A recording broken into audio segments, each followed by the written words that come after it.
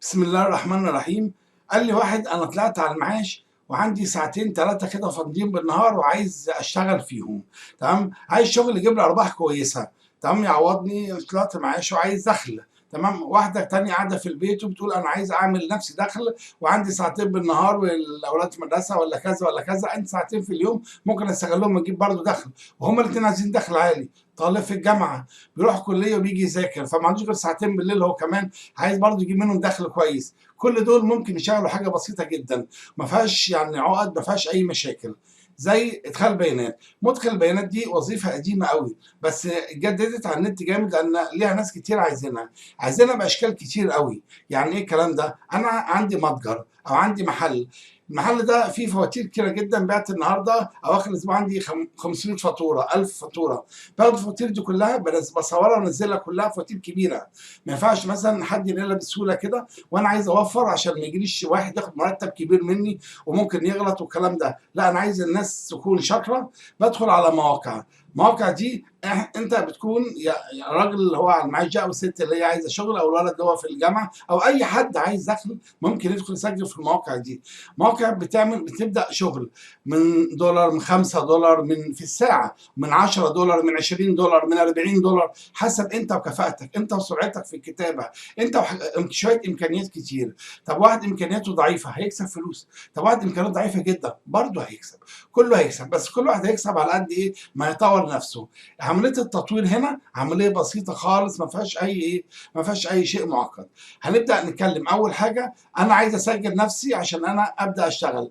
لازم مبدئيا كده اكون عارف شويه حاجات كده في الوورد، شويه حاجات مثلا في الاكسل. ليه؟ لان ممكن حد يقول لك انقل لي فواتير بنظام الاكسل، فلازم تكون عارف. طب حد قال لك وورد مثلا، تعرف تكتب وورد؟ طب انت ما تعرفش حاجه خالص، حد عايز مثلا ادخال بيانات عاديه، برضو موجود. كل حاجه موجوده. انت بتكتب يا فلان يا صاحبي ده، تقول انا عايز مثلا، انا بعرف اعمل كذا وكذا وكذا وهاخد $5 في الساعه. بيدخل حد يشترك معاك يقول لك خلاص اعمل لي الشغل ده وانا ابعت لك الفلوس. بعد ما تخلص شغل الموقع طبعا بيضمن الفلوس، يعني ما تقلقش من موضوع الفلوس دي خلاص، ما يتقلقش منها. المهم الشغل يكون معمول صح ومكتوب صح. طيب، اول موقع انا بلجأ له هنا موقع زي خمسات. الموقع ده بيعمل ايه؟ بيجي هنا اول حاجه بيقول لي سجل عندي، انا بسجل عنده. طريقه التسجيل سهله خالص. بيجي يقول لي طب هنا انشاء الحساب، بقول له ماشي انا عايز هنا هسجل خلاص عندك في الحساب. وببدا بعد كده ادخل هنا، يقول لي خلاص كده سجلت عندي. ببدا ادخل، فتح لي كده موقع خمسات بيقول لي سجل عندي. وانا بسجل بيقول لي انت عايز تسجل انك هتشتري من خدمات من عندي ولا هتبيع لي خدمات؟ انا بسجل الاثنين عشان حبيت اشتري حبيت ابيع. الموقع ده موقع عربي، لان في مواقع اجنبيه. هنتكلم عن المواقع العربيه زي موقع مثلا اي خدمه. ده برضو نفس نظام خمسات، بس انا ما كتبتوش ليه؟ لان هما الاثنين بيعملوا نفس الدور بالظبط.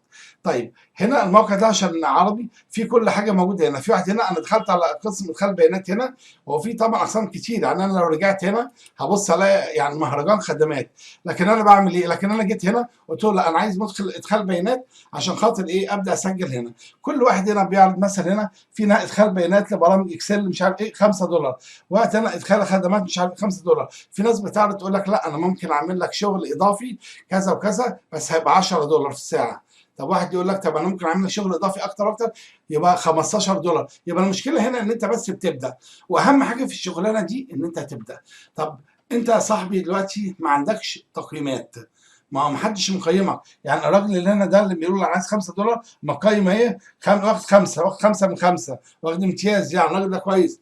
عمل كام شغلانه؟ بندخل جوه ونشوف عمل كام شغلانه وتقيم بقد ايه، وبنقرا التعليقات عنه كويس ولا لا. وحد يقول له لا خلي بالك انت بتنسى تعمل كذا، يبقى احنا عرفنا ان عنده عيب عرفناه عشان لو حبينا مثلا نشتغل معاه عشان سعره اقل. طيب، يبقى هنا انت لما بتسجل، انت بتسجل لازم تسجل في البدايه وتنزل سعرك. نفترض ان واحد بيقول لك انا هعمل مثلا ايه، 2000 كلمه في الساعه. حلو الكلام. طب انا هاخد عليهم $5. انت بتقول انا هعمل 2000 كلمه في الساعه وتكون متمكن منهم، مش تقول اي كلام يعني. تكون متمكن من كده وتقول بدل $5 هاخد مثلا $3. ليه؟ انت في البدايه ما عندكش قيمات، هو عنده في البدايه كده. بدات بقى تتطور وبدا الموضوع يشتغل معاك وبدا يجي لك ناس والتقييم بدا يعلى وبدات تسمع ولقيت نفسك شاطر، وبدل 2000 كلمه في الساعه بقوا 5000 بقوا 10000. بتبدا تدخل تمام، تسمع على موقع ايه برضو ما هوش عالي، بس في بقى عرب على اجانب على من امريكا على من كله زي ما بيقول. موقع فايفر من المواقع الممتازه جدا بصراحه يعني. برضو نفس الشغل هتعمله فايفر، نفس الكلام بالظبط. لازم تسجل الاول في البدايه، هتدخل تلاقي شويه فطاحل حلوين جدا او ناس مستواها عالي. يعني هتلاقي ناس مدخلين بيانات مستواهم عالي جدا. الناس دي لازم انت تنافسهم. هتنافسهم ازاي؟ فهم هتلاقي مثلا عاملين ايه ال 10000 كلمه مثلا ب $20، فانت تقوم انت هتكون وصلت لمستوى عالي. وانا هوريك ازاي تتدرب، يعني عن طريق في تطبيق صغير كده بيعلمك ازاي تسرع ايدك على الكتابه. انا هنزله لكم ان شاء الله، يا اما في صندوق الوصف، يا اما لو لقيته دلوقتي هوريه لكم واحنا بنشرح. طيب لما بتسرع ايدك في الكتابه عربي وانجليزي، تقعد على الكيبورد، تجيب جرايد، تخلي حد يمليك، تجيب اي حاجه شغاله، في حاجات تقعد تتكلم كده وتقعد تكتب، وانت تكتب تحت تشوف سرعتك في الكتابه، بتكتب كام كلمه. في ابلكيشن بيقول لك الكلام ده. حاجات كتيره جدا تقدر تبلغك في الموضوع ده، وتبدا تشوف مستواك. دخلت على فايفر لقيت ناس عامله 10000 كلمه ب $20، وانت بتعرف 10000 انت كمان كلمه زيهم. عربي ولا انجليزي؟ عربي. طيب ماشي خلاص اتفقنا، بس عربي هيكون في حدود $10 15 حدود كده يعني. تمام، انت هتنزل، هو بيقول 15 انت هتقول 10. ليه؟ عشان انت لسه مش معروف. احنا هنا مش بنضرب في السوق غلط، لان هنضرب في بعض، ما احنا كلنا ما حدش هيشتغل، لا طبعا. احنا هنا بس في كل الناس في البدايه متفقه انها تعمل كده. ودي نقطة مهمة، إن كل الناس في البداية يعني لما واحد يلاقي يعني بتعرض 10000 كلمة زيه بالظبط بس ب8 وهو عارض ب15، هو مش هيزعل لأنه هيبص على التقييم. لا تقييمك عالي ممكن يسألك أو ما يسألك، دي حاجة ترجع يعني. بس طبعا ما حدش بيعمل كده، المستوى بيطلع وتقييماته بتطلع، بيرفع ل 15 و20 كمان. تمام، لو كنت بتتكلم إنجليزي أو بتكتب إنجليزي هيفرق معاك في الفلوس قوي في كل المواقع وفي كل الشغل. تعال نكمل كلام. مستوانا بدأ يتطور وبنبدأ ندخل على حاجة اسمها فريلانسر. فريلانسر ده من الحاجات اللي هي مستواها عالي شويه، لانك بتدخل بتشتغل بقى شغل عالي، بيطلب هنا اشغال عاليه جدا. تمام، بالاكسل وبالوورد على مستوى، وممكن يطلب شويه برمجه، شويه مثلا شويه يعني حاجات كده مميزه شويه. فالكلام ده كله بفلوس. يعني يقول لك الخدمه هنا انا بقدمها لك ب10، بس لو انت عايزني اعمل لك جداول اكسل بمستوى معين مثلا او مستوى عالي هنزود $15. طب لو انت كمان عايزني في الساعه اعمل لك كذا وكذا هنزود كذا. هتفاجئ ان الساعه بتاعتك بقت ب 30 او ب $40. هتشتغل 3 4 ساعات في اليوم هتطلع لك ب 100 $120 في اليوم. الكلام ده وكل ده من البدايه. النت ميزته انك بتنجح بسرعه، مش وظيفه حكوميه تقعد سنين طويله عشان تنجح. لا، ده انت شهر هتبدا تختبر نفسك، تاني شهر هتلاقي نفسك بقيت شاطر جدا، ثالث شهر هتدخل في مستوى 6000 7000 كلمه، الشهر الرابع هتلاقي نفسك طاير في الموضوع. طيب عيب الفريلانسر ايه؟ عيبه انك بتشتغل بحاجه اسمها الفيسز، اللي هو اللي بيسموها بالعربي الواجهه دي اللي هي عباره عن ايه؟ اللي هي ان انت بتقول حاجه واحده بس. لو قلت مثلا انا بعرف اعمل غلاف قناه، انا بعرف اعمل لوجو، انا بعرف اترجم، انا مدخل بيانات، لو قلت الكلام ده كله كل الكلام ده هيظهر في الواجهه بتاعتك. فاللي هيدخل هيقلق منك، هيقول لك لا لا لا ما ينفعنيش الشغل ده، انا عايز حد متخصص عشان يكون شاطر وينجز لي شغل بسرعه. تمام، عشان كده لازم في الفريلانسر بالذات لازم لما تدخل فيه لازم تكتب دايما حاجه واحده بس. موقع فايفر خمسات، الميزه الموجوده في فايفر بقى ايه؟ انك انت لو قلت انا بعمل مثلا، لو انت شاطر في الكلام ده كله بتعرف تعمل غلاف للقناه، هتبقى انت في قسم كده لوحدك اكنه مبنى، في مبنى تاني اسمه للوجو، في مبنى تالت للترجمه، في مبنى رابع عشان تقدر تعمل ادخال بيانات. يعني لو حد جالي في ادخال بيانات مش هيعرف ان انت بتعرف الباقي ده، وده ميزه فايفر.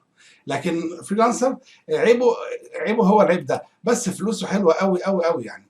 طيب في حاجه كمان اللي هي بيسموها بقى ايه؟ طبعا في زي الفريلانسر مثلا الابورك ما يتخيرش عنه، هما الاثنين بصراحه عاليين جدا. تمام، وابورك من الحاجات اللي هي مطلوبه بس عايزه ناس محترفه شويه، اللي هم مستواهم بدا يعلى بقى قوي يعني. طيب في حاجه عايزين نتكلم عليها اللي هم بيسموها المستقبل. انت بتتكلم هنا عن ايه؟ عن ريموت تاسكس. ريموت تاسكس ده من الحاجات اللي هي بيسموها المستقبل. ليه المستقبل؟ هو بيشتغل على حاجات اسمها الذكاء الاصطناعي. هتقول لي لا يا عم الا كده انت كده دخلتني في موال كبير. لا لا لا، ولا موال كبير ولا اي حاجه. ده الموضوع الذكاء الاصطناعي ده بسيط خالص.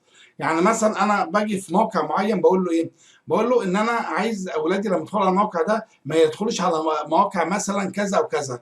احجب لي هنا اي الفاظ تيجي كذا في الموقع كذا كذا، زي ما القنوات بتعمل. احنا بنحجب اي الفاظ بتيجي مثلا في التعليقات. كل الكلام ده ما هو الموقع هو اللي بيعمله. تمام. فبنكتب له جمل، فالجمل ده انت بتدخل عليها بتجيب لك جمل كتير جدا. بتبدا بقى الجمل دي انت بتاخدها بالعربي عشان انت مثلا عارف الكلام ده. بتبدا تقول دي مثلا جمل بتعمل عليها اكس، دي بتعمل عليها صح، دي بتبدا تعمل شغل معين. هو بياخد الداتا اللي انت عملتها ديت وبيبدا يحطها فين؟ في السوفت وير اللي هو عايز يشتغل بالشغل دوت. خلاص يبقى اي حاجه يبقى انت خلاص حددت. طبعا في مراجعه عليك. خلي بالك كلمه مراجع دي ليه بقى؟ مراجع لان انت كشخص مبتدئ فوقيك واحد اسمه مراجع دوت. انت بتاخد فلوس هو بياخد فلوس ثانيه اعلى شويه. حلو كلام. مع الوقت لما تقدم في الشغلانه، تقدم دي يعني كام شهر وتتعود عليها، هتلاقي نفسك بقيت انت الاستاذ وفي تلميذ داخل انت اللي بتراجع وراه. هو بياخد الساعه ب 20 وانت ب 30 او ب 40. هتلاقي نفسك الكلام ده في مسافه شهور لما تفهم الشغلانه ببساطه. تمام. طيب في نوع تاني من الشغل اللي هو بقى اللي هو اكتر الشغل او 60 70% من الشغل اللي هو ايه بقى في الموقع ده؟